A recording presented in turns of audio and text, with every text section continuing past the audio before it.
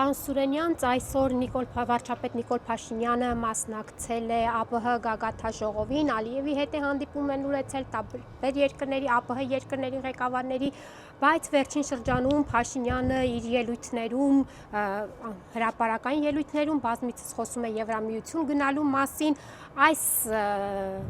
ուզում եմ հասկանալ քաղաքական կուրսի երկակիությունը մի կողմից ԵՄ-ին մոտենալու, մյուս կողմից ԵԱՏՄ-ում ու ԱՊՀ-ում ակտիվ մասնակցությունը, ինչպես է գնահատում, ինչ է տալիս մեզ այն։ Նախ, ԱՊՀ-ն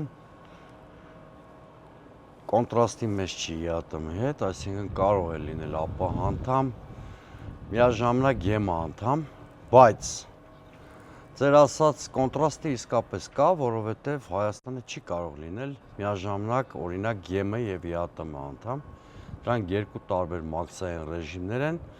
եւ աշխարհում որևէ երկիր երկու տարբեր մաքսային ռեժիմների անդամ լինել չի կարող։ Սա միանշանակ է։ Նիկոլ Փաշինյանը ինքն էլ չի հավատում, որ Հայաստանը կարող է դառնալ ԵՄ անդամ, ընդհանրապես նման հարց քաղաքական իրական ռեժիմում գոյություն չունի։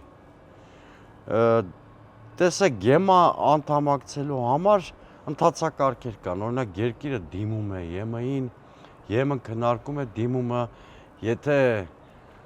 դրական ընթացք է ունենում, ինչ-որ ժամանակացույց ու ճանապարհային քարտեզ են մշակում անդամակցության, այդ օրենքը, որ Հայաստանի խորհրդարանն ընդունել է, ներքին սպառման համար է, հակառուսականության հենքի վրա փորձում են կամ փորձել են կամ փորձում են, ապագայում էլ կփորձեն, քանից հասկանան Տրարշավը, ուրեմն հակառուսականության վրա փորձելու են էլեկտորատ մոբիլիզացնել, ինչ վերաբերում է ԵԱՏՄ-ին, Հայաստանը եթե ողջամիտ իշխանություն ունենակ, չի կարող այս պահին ԵԱՏՄ-ից նույնիսկ դուրս գալու մասին մտածել, որովհետև մեր տնտեսությունը դիվերսիֆիկացված չի եւ մեր կախվածությունը Ռուսաստանից ու ԵԱՏՄ-ի շուկայից շատ մեծ է։ Դուք ձեր խոսքում ասացիք, որ Փաշինյանն էլ չի հավատում, որ ԵՄ-ին կանդամագրվենք, իսկ ԵՄ-ն մեզ սպասում է։ Ոչ։ Նույնիսկ Բալկանյան երկրների հարցում, Արևմտյան Բալկանների երկրների հարցում մեղմ ասած շտապողականություն չեն ցուցաբերում Բրյուսելում։ Շատ երկար process-ը դոփում է տեղում, որտեղ ընդլայնումը իր հետ բերում է նաև միգրացիոն խնդիրներ, բազմաթիվ այլ խնդիրներ, որին ԵՄ խոշոր երկրներից որևէ մեկը հակված չի։ Սա մեկ։ Երկրորդը միամիտ է պատկերացնել, որ Հարավային Կովկասի առանձին վերցրած մեկ երկիր ընդունվելու է ԵՄ, սա բացառիկ ուղղակի։ Իսկ Վրաստանը եվրոինտեգրացիայի նկատմամբ հետաքրքրությունը կորցրել է, Ադրբեջանի օրակարգում ընդհանրապես նման խնդիր չկա։ Այսինքն դա մի անիրական պատրանքային օրակարգ է, որը կրկնում եմ, բացառապես ներքին սպառման համար է օգտագործվում։ Ընտրազանգված։ Այո։ Իսկ այս վիզաների հետ կապված խնդիրին էլ կուզեի անդրադառնալ, որ նույնիսկ չի դյուրինացել ու դա ինչի է ձեզ թվում, որ շատ կարճ process է։ Վրաստանի պարագայում դա 3-4 տարի է տևել, Ուկրաինայի պարագայում 9 տարի է տևել։ Այդ պարբերաբար մեր ականջշոյող գեղեցիկ ձևակերպումներ Բրյուսելից կլսենք այդ թեմայով, բայց շատ արագ այդ խնդրի լուծումը մի պատկերացրեք։ Իսկ ձեր պատկերացված այդ բալանսավորված քաղաքականությունը սա է, թե պարզապես անորոշության արդյունք է, որ համ ԵՄ, համ ԱՊՀ։ Սա բալանսավորված քաղաքականության հետ որևէ աղերս չունի։ Բալանսավորված քաղաքականության համար նախ պիտի ունենա սեփական օրակարգ։ Հայաստանը սեփական օրակարգ չունի Նիկոլ Փաշինյանի գլխավորությամբ եւ աշխարհաքաղաքական տարբեր կենտրոններում կամ մայրաքաղաքներում ադապտացվում է այդ երկրների օրակարգերին կամ այդ կենտրոնների օրակարգերին։ Սա մեկ։